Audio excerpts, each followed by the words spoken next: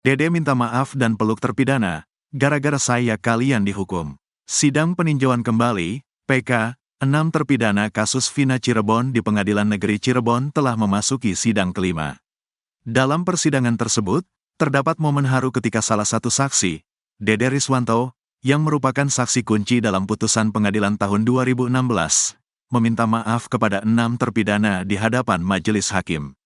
Dede, yang kesaksiannya pada saat itu berkontribusi pada vonis para terpidana, mengakui bahwa keterangannya tidak benar. Saya minta maaf. Gara-gara kesaksian saya, kalian harus menjalani hukuman penjara, ujar Dede saat memeluk salah satu terpidana, Supriyanto, dalam ruang sidang, Jumat, tanggal 13 September tahun 2024.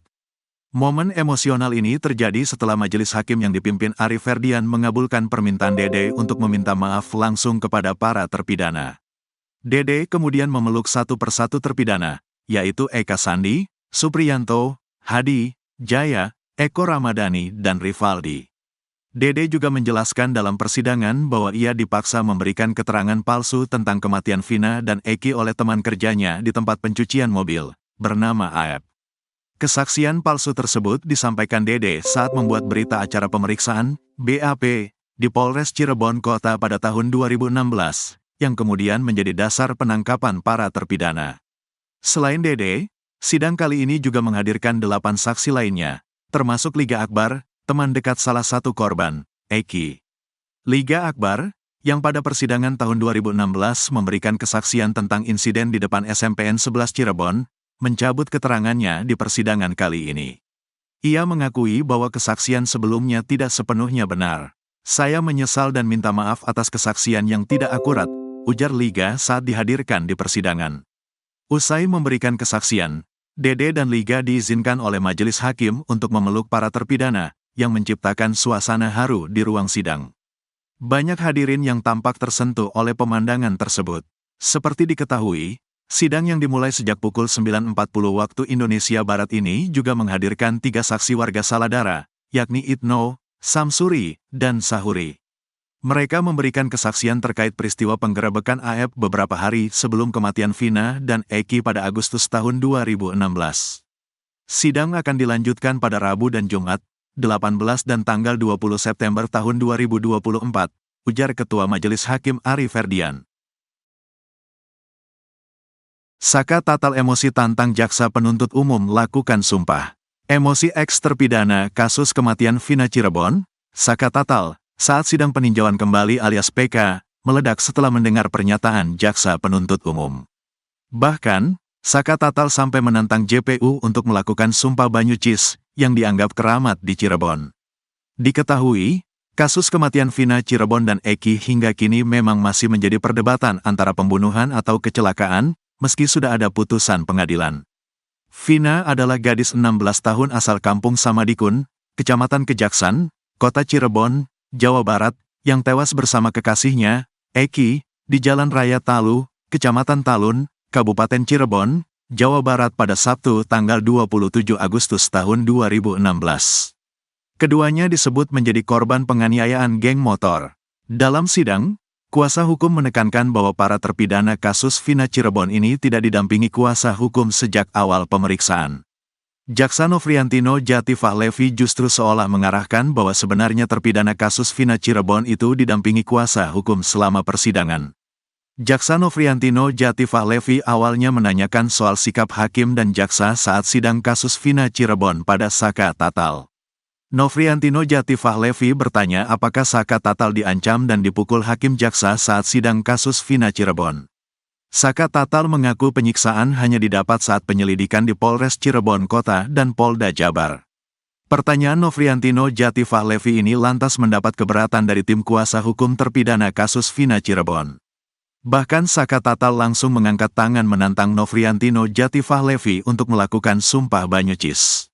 Gini aja to the point-nya. Saya mah udah gak mau ngomong panjang lebar, berani gak sumpah Banyucis, kata Saka Tatal.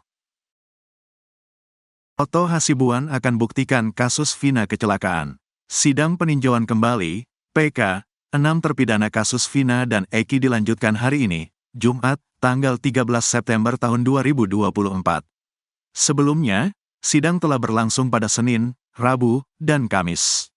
Sidang yang dilaksanakan di Pengadilan Negeri, PN, Cirebon pada hari ini beragendakan pemeriksaan saksi-saksi yang diajukan oleh pemohon, yaitu para terpidana. Pada sidang sebelumnya, pemohon telah menghadirkan 15 saksi alibi yang memberikan kesaksian terkait keberadaan para terpidana pada malam kejadian, tanggal 27 Agustus tahun 2016. Sidang kemarin dimulai pukul 10.50 waktu Indonesia Barat dengan menghadirkan 4 teman dari 5 terpidana, yakni Eka Sandi, Supriyanto, Hadi, Jaya, dan Eko Ramadhani. Mereka bersaksi bahwa para terpidana sedang berada di rumah Ketua RT Abdul Pasren pada malam kematian Vina dan Eki, sehingga tidak mungkin berada di tempat kejadian. Selain itu, 5 teman dari terpidana Rivaldi juga memberikan kesaksian, menyatakan bahwa Rivaldi berada di rumah temannya untuk merayakan ulang tahun, bukan di lokasi kejadian. Saksi lainnya, Saka Tatal, mantan terpidana dalam kasus yang sama, memberikan kesaksian yang emosional tentang penyiksaan yang ia alami selama proses penangkapan dan pemeriksaan. Saka mengungkapkan bahwa ia dipaksa minum air kencing, memakan makanan di lantai dengan mulut, serta mengalami penyiksaan fisik seperti disetrum, dan tubuhnya diinjak dengan kursi. Kesaksian Saka ini mengundang tangisan dari kakaknya, Selis, dan beberapa masyarakat yang hadir. Suasana persidangan sempat memanas ketika Saka marah saat jaksa mengajukan pertanyaan kepadanya, hingga petugas harus menyita mikrofon dari tangan Saka.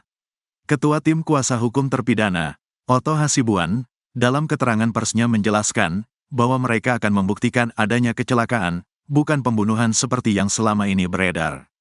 Hari ini ada 16 saksi yang fokusnya kepada saksi kecelakaan. Kita akan buktikan bahwa ada kecelakaan. Selama ini kan yang beredar isunya pembunuhan, ujar Otto Hasibuan, Jumat, tanggal 13 September tahun 2024. Otto juga menekankan bahwa pembuktian dalam sidang PK ini berdasarkan 3 poin penting. Ada novum, yaitu bukti baru yang ada pada saat peristiwa itu, tapi baru kita temukan sekarang. Kedua, ada khilafan hakim. Ada fakta-fakta yang seharusnya dipertimbangkan tapi tidak dipertimbangkan. Ketiga, ada 2 putusan yang saling bertentangan. Keputusan si A dan B putusannya bertentangan satu sama lain, ucapnya. Otto juga mengungkapkan bahwa barang bukti, termasuk samurai yang disebut-sebut dalam berita acara pemeriksaan, BAP, perlu dikonfirmasi lebih lanjut. Karena barang bukti itu dulu mereka tidak tahu menahu.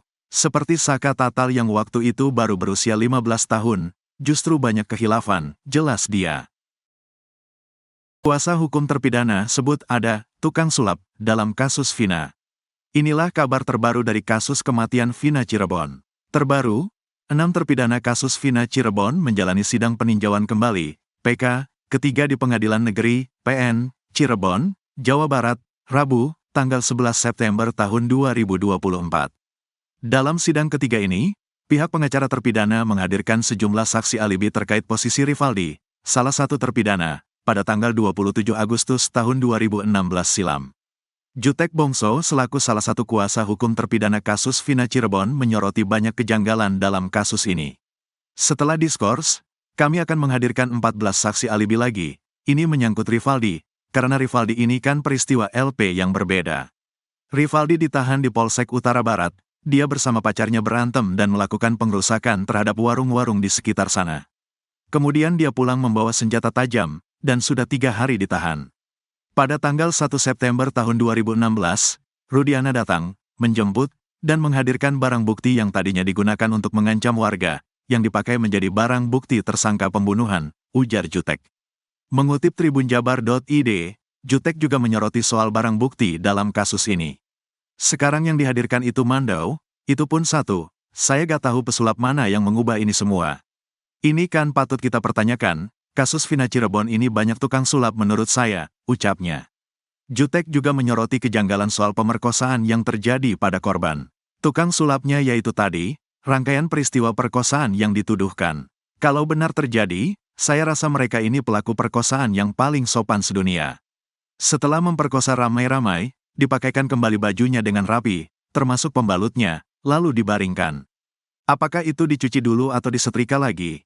Ini lucu, katanya. Diwartakan sebelumnya, pemohon, pihak terpidana, menghadirkan 4 orang saksi. Keempatnya yakni Ahmad Saifuddin, Teguh Wijaya, Okta Rangga Pratama, dan Pramudia. Salah satu saksi, Pramudia menuturkan, mereka bakal berbicara sejujur-jujurnya di persidangan ini. Kami dan teman-teman akan membicarakan yang sejujur-jujurnya di muka persidangan, ujar Pramudia, saat ditemui sebelum sidang dimulai, Rabu, tanggal 11 September tahun 2024. Kepada tribunjabar.id, mereka akan memberikan keterangan mengenai kejadian pada tanggal 27 Agustus tahun 2016 silam. Diketahui, tanggal 27 Agustus tahun 2016 adalah awal mula kasus Vina Cirebon. Pramudia berharap, kesaksian yang mereka berikan bisa meyakinkan majelis hakim soal fakta yang terjadi pada malam tersebut. Iya, nanti kami akan sampaikan peristiwa di tanggal 27 Agustus tahun 2016 lalu. Saya yakin bisa meyakinkan dan menerangkan di peradilan, ucap Pramudia. Ia juga yakin bahwa 6 terpidana dalam kasus ini bukan merupakan geng motor, seperti yang disebut selama proses hukum berlangsung. Ke-6 terpidana yang mengajukan PK ini adalah Eka Sandi, Supriyanto, Hadi, Jaya, Eko Ramadhani, dan Rivaldi.